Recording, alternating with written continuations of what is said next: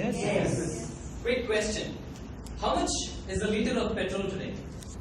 64 per liter. We'll stick to that. Now considering the fact that an average motorcycle delivers 45 kilometers per liter, so that makes 1 kilometer, how much is this? 1.40 rupees, yeah? What if I told you, you could make this 1 kilometer less than 40 pies? Wow. How does that sound? Wow. Great. Wow. Interesting. Yeah? Good. Ladies and gentlemen, let me introduce you to the world of electricity. Oh, sorry. World of electricity. Now, electricity is the next big future fuel. I'm going to help you understand how the electric vehicle market or the technology itself is going to disrupt the internal combustion engine vehicle market or the petrol engine. This is the most amazing technology ever known to mankind from a very long ago.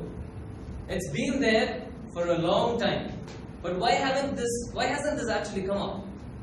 Because of motives of certain companies that have invested billions of dollars into the oil exploration field. And I don't want to go deep into that because politics is taboo.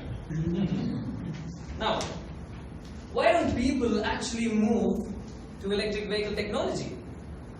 There are certain factors, and the first one out of this is performance. Electric vehicle is always seen as something that has a very low range and goes slow, but no. Mahindra Reva, with its new model Eco, has a maximum range of 250 kilometers per charge, which people don't know. And in Bangalore, it is being used only within the city. So this concept can be broken with the advent of technology into high performance, high charge density batteries. This is going to go way above than anybody could actually imagine how rangeful electric vehicle could be. The next one is torque. Now in layman's term, I want to tell you what torque means. Torque is basically what you can call as pickup. So an electric vehicle which uses an electric motor attains initial or high peak torque at an initial RPM. Very quick. So the minute you throttle a bit, it's going to go really fast. Your pickup is going to be super fast. Next is efficiency. Fueleconomy.gov is a site that has released a report that says generating power from the station to driving the vehicle is 3 times more efficient than producing fossil fuel and then driving to point A, from point A to point B. So it means that it's just going to cost you 30% of what you're doing today to travel from a place to another. Next, of course, maintenance. Now we all hate that, don't we? Those frequent changes and all those noisy parts and everything. Well, let me first give you an introduction into what is inside these two vehicles.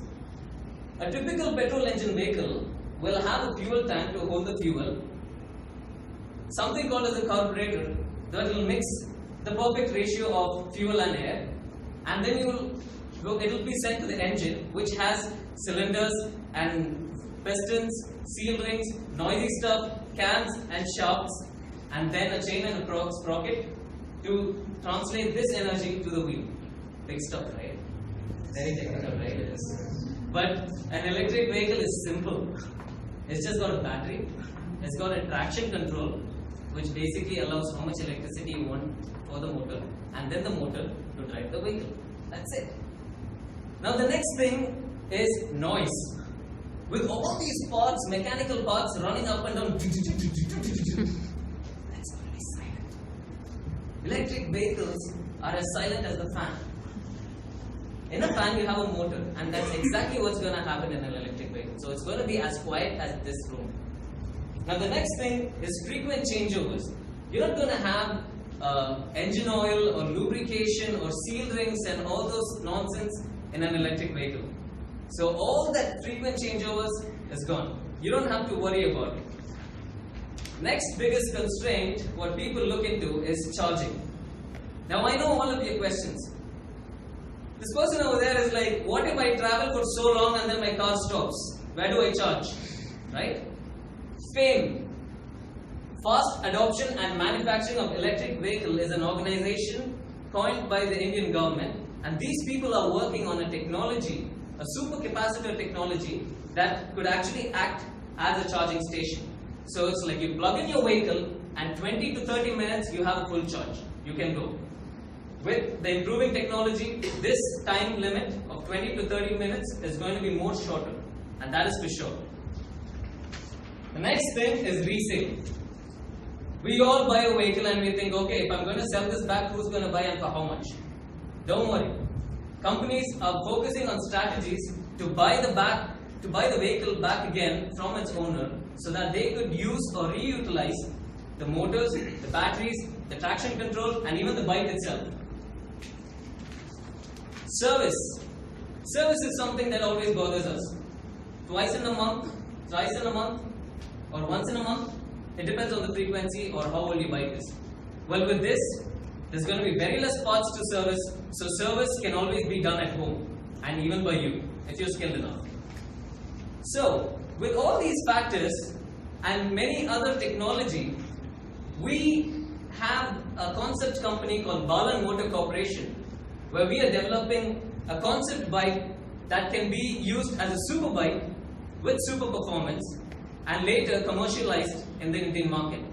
And this company is focusing on producing bikes for both the range, for racing and for commercial commuting purposes as well. This will be premiering in 2018. We have the technology, we have the amazing stuff. Are you ready? Over to the Joseph.